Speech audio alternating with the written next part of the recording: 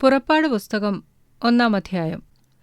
യാക്കോബിനോടുകൂടെ താന്താന്റെ കുടുംബസഹിതം മിസ്രയീമിൽ വന്ന ഇസ്രായേൽ മക്കളുടെ പേരുകളാവിത്: രൂബേൻ, ശിമെയോൻ, ലേവി, യെഹൂദാ, ഇസ്സാഖാർ, സെബൂലൂൻ, ബെന്യാമീൻ, ദാൻ, നഫ്താലി, ഗാദ്, ആശേർ. യാക്കോബിന്റെ കടിപ്രദേശത്തുനിന്ന് ഉത്ഭവിച്ച ദേഹികൾ എല്ലാം കൂടി 70 പേർ ആയിരുന്നു. യോസെഫോ മുമ്പേ തന്നെ മിസ്രയീമിലായിരുന്നു. യോസെഫും സഹോദരന്മാരെല്ലാവരും ആ തലമുറയൊക്കെയും മരിച്ചു.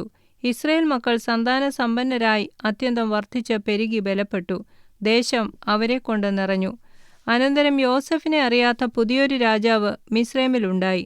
അവൻ തന്റെ ജനത്തോട്, ഇസ്രായേൽ ജനം നമ്മേക്കാൾ ബാഹുല്യവും ശക്തിയുമുള്ളവരാകുന്നു. അവർ പെരുകിയിട്ട് ഒരു യുദ്ധമുണ്ടാകുന്ന പക്ഷം നമ്മുടെ ശത്രുക്കളോട് ചേർന്ന് നമ്മോട് പൊരുത് ഈ രാജ്യം വിട്ടു പൊയ്ക്കളവാൻ സംഗതി വരാതിരിക്കേണ്ടതിന് നാം അവരോട് ബുദ്ധിയായി പെരുമാറുക. അങ്ങനെ കഠിനവേലകളാൽ അവരെ പീഡിപ്പിക്കേണ്ടതിന് അവരുടെ മേൽ ഊഴിയ വിചാരകന്മാരെ ആക്കി.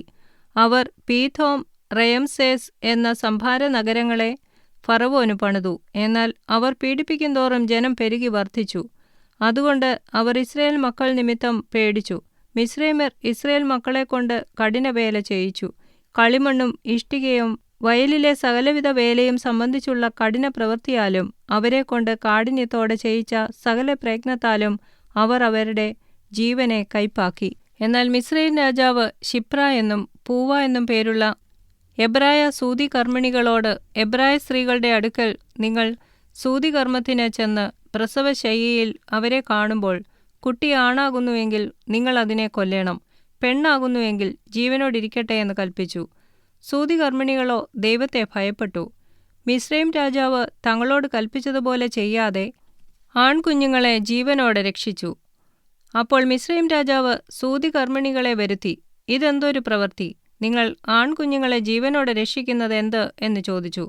സൂതികർമ്മിണികൾ ഫറവോനോട്, എബ്രായ സ്ത്രീകൾ മിസ്രയീമ്യ സ്ത്രീകളെപ്പോലെയല്ല, അവർ നല്ല തിറമുള്ളവർ. സൂതികർമ്മിണികൾ അവരുടെ അടുക്കൽ എത്തും മുമ്പേ അവർ പ്രസവിച്ചു കഴിയും എന്നു പറഞ്ഞു.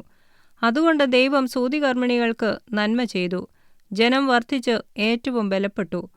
സൂതികർമ്മിണികൾ ദൈവത്തെ ഭയപ്പെടുക കൊണ്ട് അവൻ അവർക്ക് കുടുംബവർദ്ധന നൽകി. പിന്നെ ഫറവോൻ തന്റെ സകല ജനത്തോടും, ജനിക്കുന്ന ഏത് ആൺകുട്ടിയെയും നദിയിൽ ഇട്ടുകളയണമെന്നും ഏതു പെൺകുട്ടിയെയും ജീവനോടെ രക്ഷിക്കണമെന്നും കൽപ്പിച്ചു.